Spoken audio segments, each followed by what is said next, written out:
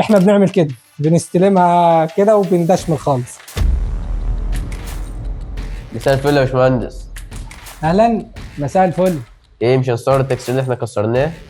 نصور التكسير، نصور مراحل التكسير اللي احنا كسرناها. بس استنى نلبس الفيست بتاعنا علشان نبتدي نصور للناس ونشرح لهم كده على السريع مراحل تكسير والمراحل اللي احنا وصلنا لها في الشقه اللي احنا فيها دي دلوقتي. مساء الفل، مع حضراتكم باشمهندس ابانوب من شركه ديكوريتيف، مهندس ديكور ومتخصص في التصميم الداخلي دراسه وواقع. احنا استلمناها كانت متشطبه تشطيب قديم، وطبعا كسرنا السيراميك بتاعنا اللي في الارضيه وشلنا الجزئيه دي اللي بتبقى معموله بالجبس علشان خاطر بتبقى نو سيفتي، مش امان خالص، فشلناها على الجنب ده والجنب ده. وده طبعا هيتقفل كل ده في الجزئيه اللي بره بتاع البلكونه، هيتقفل اولوميتال. والحائط اللي كانت موجوده هنا والباب الاولوميتال شلناه طبعا علشان خاطر ضفنا الليفنج معانا على الجزء بتاع البلكونه واستغلينا المساحه فيه.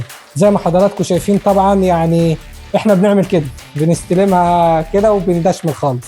تعالى معايا، تعالى نوري كده مراحل التكسير ووصلنا الموقع لايه. تعالى، انا مش هعرف ادخل طبعا علشان خاطر التكسير. دي مراحل التكسير اللي حصلت في الموقع، السيراميك بالوزر كل ده اتكسر واتشال. وادي عندي الغرفه الثانيه اللي احنا شونا فيها الحاجات اللي احنا كسرناها وشلناها.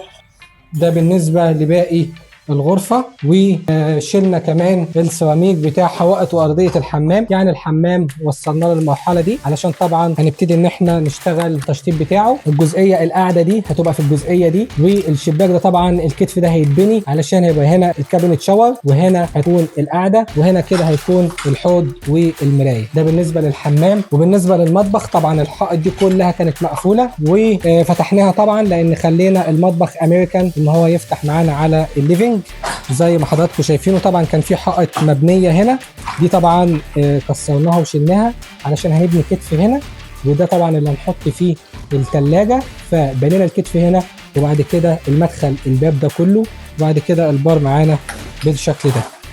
طبعا كسرنا ولسه هنكمل تكسير باذن الله. يعني دي مراحل التكسير بتاعتنا، وانتظرونا في الفيديوهات بتاعتنا ومراحل الشغل بتاعنا اللي احنا بنعمله مرحله مرحله، وباذن الله تتشطب وتتسلم على خير. والتعديلات المعماريه ان احنا كسرنا كل الموقع ده كله.